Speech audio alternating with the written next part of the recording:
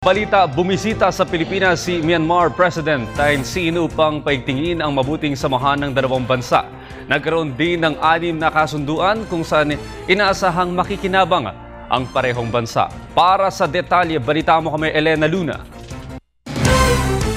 57 taon na ang ugnayan ng Pilipinas at Myanmar at sa pagbisita ni Myanmar President Thein Sein sa Pilipinas, higit na pinagtibay ang bilateral relations na ito.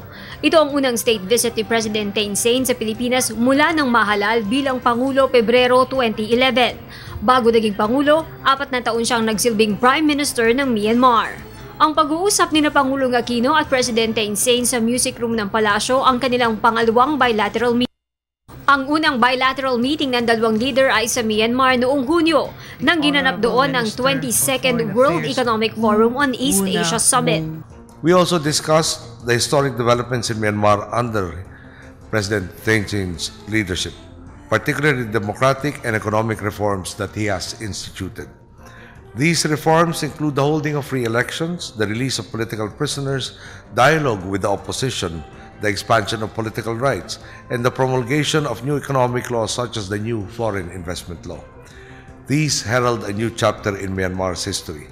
The Philippines supports these initiatives and has offered assistance on capacity building through technical cooperation.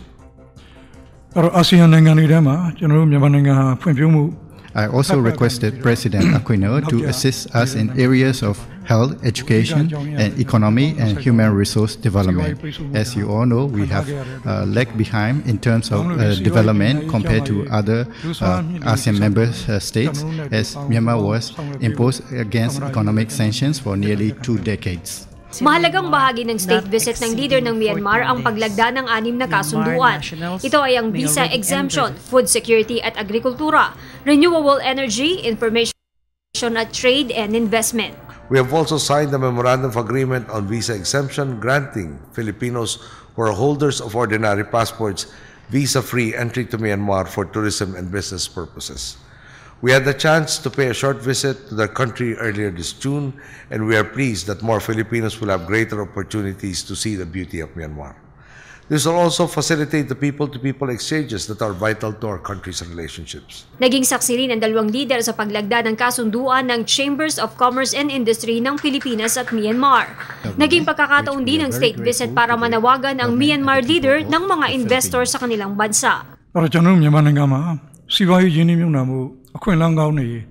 Myanmar offers ample investment opportunities. As such, I have proposed President Aquino to urge Filipino investors and businessmen to come and invest in Myanmar.